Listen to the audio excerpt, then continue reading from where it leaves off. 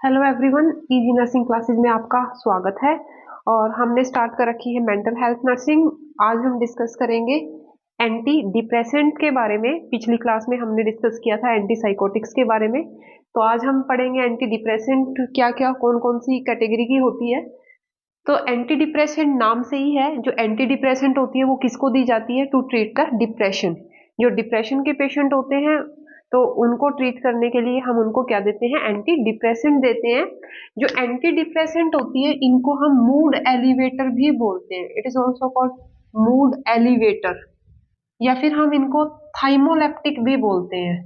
Also called थाइमो थाइमोलेप्टिक। थाइमोलेप्टिक भी इनको बोला जाता है। ठीक है, तो कई बार पूछ लेते हैं थाइमोलेप्टिक क्या होते हैं, तो दी जाता है एंटी डिप्रेसेंट, या फिर हम इनको मूड एलिवेटर भी बोलते हैं क्योंकि ये डिप्रेशन को ठीक करते हैं और जो मूड है उसको एलिवेट कर देते हैं। तो that is also called the mood elevator.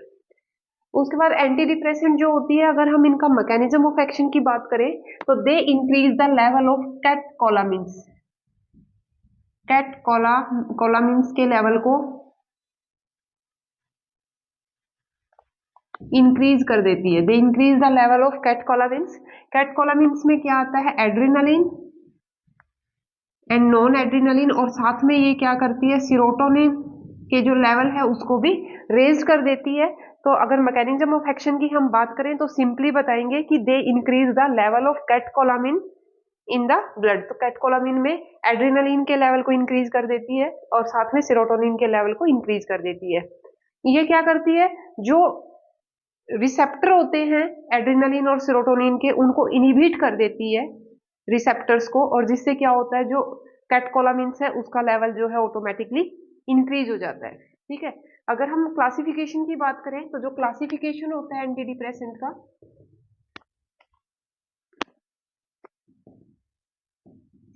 3 category में हम इनको डिवाइड करते हैं। तो सबसे पहले आती है ट्राईसाइक्लिक एंटी डिप्रेसेंट। उसके बाद आती है हमारी मेन 3 कैटेगरी होती है। सबसे पहले ट्राईसाइक्लिक एंटी डिप्रेसेंट, सेकंड जो है सिलेक्टिव सेरोटोनिन रीअपटेक इनहिबिटर, इनको हम SSRI भी बोलते हैं। उसके बाद थर्ड जो आती है मोनोअमीनो ऑक्सीडेज इनहिबिटर, माओ बोलते हैं, MAOI बोला जाता है इनको। उसके बाद आती है एटिपिकल एंटी डिप्रेसेंट। तो जो ट्राईसाइक्लिक एंटी डिप्रेसेंट होती है हमारी, इसमें क्या होता है? हमारी आती है इमीप्रामिन आती है, अमाइट्रिप्टिलिन आती है और क्लोमिप्रामिन आती है। ठीक है, ये आती है हमारी ट्राईसाइक्लिक एंटी डिप्रेसेंट के अंदर। उसके बाद आती है selective serotonin reuptake inhibitor, SSRI। तो इसमें क्या करती है? नाम से ही है, जो सेरोटोनिन को रीअपटेक करते हैं उनको इनहिबिट कर देती है। जो रिसेप्टर सेरोटोनिन को अपटेक करेंगे उन रिसेप्टर को इनहिबिट कर देती है, और जिससे क्या होता है? इनमें ये क्या करती है? सेरोटोनिन के लेवल को इंक्रीज कर देती है। तो इसमें आती है फ्लक्सटीन और सर्टालिन। उसके बाद है मोनोअमीनो ऑक्सीडेज इनहिबिटर। जो मोनोअमीनो ऑक्सीडेज होता है ये क्या करता है? ये कैटकोलामिन्स के लेवल को डिक्रीज कर देता है, डिग्रेडेशन कोज करता है कैटकोलामिन्स की। तो मोनोअमीनो ऑक्सीडेज इनहिबिटर क्या करते हैं? जो एंजाइम होता है मोनोअमीनो ऑक्सीडेज, इसको इनहिबिट कर देते हैं, जिससे कि कैटकोलामिन्स का जो लेवल है वो इंक्रीज हो जाता है। तो इसमें आएगी ट्राजोडोन और आइसो कार्बोक्साजिड, ये 2 मेडिसिन आती हैं इसके अंदर, मोनोअमीनो ऑक्सीडेज इनहिबिटर, MAOI बोलते हैं इनको हम। उसके बाद आती है एटिपिकल एंटी डिप्रेसेंट। जो एटिपिकल एंटी डिप्रेसेंट होती है वो न्यू जनरेशन की एंटी डिप्रेसेंट है, और इनके जो साइड इफेक्ट होते हैं वो कम होते हैं as compare to the other anti depressant drug. इसमें आती है एमीनेप्टिन आती है, सिर्फ एक ही ड्रग है इसमें, एमीनेप्टिन। उसके बाद हम डिस्कस करेंगे इंडिकेशंस क्या होते हैं, किन किन पेशेंट को एंटी डिप्रेसेंट जो है वो दी जाती है। तो सबसे पहले डिप्रेशन के पेशेंट को देते हैं। डिप्रेशन में किसी भी टाइप का डिप्रेशन हो, चाहे डिप्रेसिव एपिसोड आते हो, पेशेंट को डिस्थाइमिया हो, उसके बाद रिएक्टिव डिप्रेशन हो, या एबनॉर्मल कोई भी ग्रीफ रिएक्शन हो, तो उन केसेस में हम क्या है? एंटी डिप्रेसेंट जो है वो दे सकते हैं। इसके अलावा चाइल्डहुड साइकेट्रिक अगर डिसऑर्डर है, किसी को चाइल्डहुड डिसऑर्डर है, जैसे एन्यूरेसिस है, बेड वेटिंग बोलते हैं एन्यूरेसिस को हम, it is called bed wetting, तो उस केस में भी एंटी डिप्रेसेंट दे सकते हैं। सेपरेशन एंजाइटी डिसऑर्डर है किसी को, उसको दे सकते हैं। समनेम्बुलिज्म है किसी को, समनेम्बुलिज्म का मतलब होता है स्लीप वॉकिंग, स्लीप वॉकिंग जो नींद में चलते हैं, तो हम स्लीप डिसऑर्डर है तो उसको बोलेंगे समनैम्बुलिज्म। स्कूल फोबिया है किसी को, उसको भी दे सकते हैं, या नाइट टेरर्स है, रात में किसी को अगर डरावने सपने आते हैं तो उसको भी हम एंटी डिप्रेसेंट जो है वो दे सकते हैं। उसके बाद अदर डिसऑर्डर्स हैं, जैसे किसी को न्यूरोटिक डिसऑर्डर है, जनरलाइज्ड एंजाइटी डिसऑर्डर है, उस केस में एंटी डिप्रेसेंट दे सकते हैं। किसी को ओसीडी है, ऑब्सेसिव कंपल्सिव डिसऑर्डर है, उस केस में भी दे सकते हैं।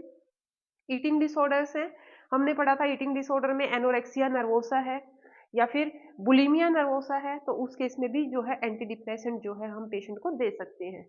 किसी को बॉर्डरलाइन पर्सनैलिटी डिसऑर्डर है या फिर पीटीएसडी है, पोस्ट ट्रॉमेटिक स्ट्रेस डिसऑर्डर, तो उस केस में भी जो एंटी डिप्रेसेंट है वो हम प्रिस्क्राइब कर सकते हैं। इसके अलावा कुछ मेडिकल डिसऑर्डर भी है, जैसे पेशेंट को क्रोनिक पेन है या पेशेंट को माइग्रेन है, तो उस केस में भी पेशेंट को जो है वो एंटी डिप्रेसेंट हम दे सकते हैं अगर पेशेंट डिप्रेशन में है due to the chronic disease, due to the severe pain. उसके बाद हम बात करते हैं साइड इफेक्ट्स की, कि जो एंटी डिप्रेसेंट्स होते हैं उनके साइड इफेक्ट्स क्या होते हैं। तो जो एंटी डिप्रेसेंट है उनके जो मेन साइड इफेक्ट आते हैं that are the autonomic side effect. तो ऑटोनोमिक साइड इफेक्ट में हमने पहले भी पढ़ा था, एंटीसाइकोटिक में भी आते हैं ये साइड इफेक्ट। तो इसमें ड्राई माउथ होगा, कॉन्स्टिपेशन, यूरिनरी रिटेंशन और ऑर्थोस्टैटिक हाइपोटेंशन पेशेंट को होती है। उसके बाद सेंट्रल नर्वस सिस्टम से रिलेटेड जो साइड इफेक्ट है, इनमें अगर कोई एंटी डिप्रेसेंट ले रहा है सडेशन होगा, जितनी भी एंटी साइकोट्रोपिक मेडिसिन होती है वो सारी की सारी सडेशन कॉज करती है। ट्रेमर्स आ सकते हैं पेशेंट को, सीजर्स आ सकते हैं, या फिर अगर इनको छोड़ दें तो पेशेंट को जो है विड्रॉल सिम्टम है वो भी आ सकते हैं। तो these are the side effect related to the central nervous system. उसके बाद कुछ कार्डिक के इफेक्ट भी होते हैं, जैसे कि टैकीकार्डिया कॉज करते हैं, हार्ट रेट को इंक्रीज कर देते हैं, अरिथमिया कॉज करते हैं, ईसीजी में चेंजेस आ जाते हैं, और मायोकार्डियल डिप्रेशन भी साथ में कॉज करते हैं। अदर साइड इफेक्ट्स की अगर हम बात करें तो जो एंटी डिप्रेसेंट होते हैं ये वेट गेन करते हैं, जॉन्डिस भी हो जाता है इनकी वजह से, स्किन रैशेज हो जाते हैं, कई बार स्किन एलर्जी कॉज करते हैं, हाइपरटेंसिव क्राइसिस कॉज करते हैं, बीपी जो है वो बहुत ज्यादा रेज कर जाता है कई बार एंटी डिप्रेसेंट्स की वजह से, या फिर ए ग्रेनुलोसाइटोसिस भी होता है, डब्ल्यूबीसी के नंबर हैं वो डिक्रीज हो जाते हैं अगर कोई पेशेंट एंटी डिप्रेसेंट ले रहा है। तो कुछ कुछ जो साइड इफेक्ट्स की अगर हम बात करें तो काफी कॉमन है जो हमने एंटी साइकोटिक्स के पढ़े थे। तो यहाँ पे अगर हम बात करें नर्सिंग रोल की तो वो लगभग सेम होगा जो हमने एंटी साइकोटिक में हमने पढ़ा था कि क्या रोल है नर्सिंग का। अगर कोई पेशेंट एंटी साइकोटिक ले रहा है तो हमने पढ़ा था ड्राई माउथ है तो हम उसको बार बार जो है वाटर देंगे, कॉन्स्टिपेशन है तो फ्लूइड ज़्यादा देंगे और हाई फाइबर डाइट देंगे, यूरिनरी रिटेंशन है पेशेंट को तो कैथेटराइज भी कर सकते हैं, ऑर्थोस्टैटिक हाइपोटेंशन है तो एडवाइज करेंगे कि एकदम से जो पोजीशन है वो चेंज नहीं करनी है। सडेशन पेशेंट को हो रखा है तो पेशेंट को एडवाइज करेंगे ड्राइविंग नहीं करनी है या फिर कोई मशीनरी हैंडल नहीं करनी है। सीजर्स अगर पेशेंट को आ रहे हैं तो सेफ्टी प्रिकॉशंस का ध्यान रखेंगे सीजर के रिगार्डिंग। अगर कार्डिक सिम्टम्स आ रहे हैं तो पेशेंट की जो है वो कार्डिक मॉनिटरिंग करेंगे, वाइटल्स मॉनिटर करेंगे, ईसीजी चेंजेस आ रहे हैं तो पेशेंट की जो है ईसीजी फाइंडिंग्स देखेंगे। हाइपरटेंसिव क्राइसिस है पेशेंट को तो बीपी मॉनिटरिंग करेंगे, कंटिन्यू पेशेंट का हम बीपी मॉनिटर करेंगे। डब्ल्यूबीसी काउंट के लिए अगर ए ग्रेनुलोसाइटोसिस है तो डब्ल्यूबीसी काउंट कराएंगे पेशेंट की। इसके अलावा इसमें जो सबसे इम्पोर्टेंट है कि अगर कोई पेशेंट जो है वो मोनो अमीनो ऑक्सीडेज इनिबिटर अगर कोई पेशेंट ले रहा है, that is mono amino oxidase inhibitor, अगर कोई पेशेंट लेता है तो हम उसको एडवाइज करते हैं कि टायरामिन रिच फूड है वो नहीं लेना है। टायरामिन रिच फूड जो है वो अवॉइड करना है।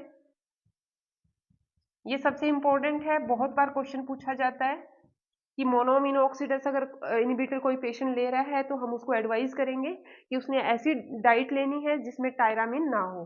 जो टायरामिन होता है that is a type of amino acid होता है ये, और किस में मिलता है अगर हम बात करें टायरामिन की तो ये मिलता है beef liver, chicken liver, wine, beer, chocolate, coffee, beverages, इन सब में क्या है टायरामिन पाया जाता है। तो इस तरह की जो डाइट है हम पेशेंट को अवॉइड करते हैं कि इस तरह की डाइट्स नहीं लेनी है जिसमें टायरामिन है। नहीं तो पेशेंट को क्या होता है, हाइपरटेंसिव क्राइसिस पेशेंट को हो जाती है और पेशेंट को मैनेज करना जो है वो मुश्किल हो जाता है। तो हम ये पेशेंट को ये चीज़ें एडवाइस करेंगे। हाइपरटेंसिव क्राइसिस को हमने मॉनिटर करना है कि पेशेंट को हेडेक तो नहीं हो रहा है, पेशेंट को नोजिया या वॉमिटिंग तो नहीं है। तो ये जो सिम्टम्स होते हैं that are related with the hypertensive crisis. ठीक है, तो ये सबसे इंपॉर्टेंट है और बहुत बार क्वेश्चन पूछा गया है कि MAO अगर कोई पेशेंट ले रहा है मोनो अमीनो ऑक्सीडेज इनहिबिटर, तो उसको हम कौन सी डाइट नहीं देंगे। तो टायरामिन रिच फूड जो है वो हम उसको अवॉइड करेंगे, उसको नहीं देना है। ठीक है, तो that is all about the anti depressants. तो चैनल को ज़्यादा से ज़्यादा लाइक कीजिए, सब्सक्राइब कीजिए। Thank you so much.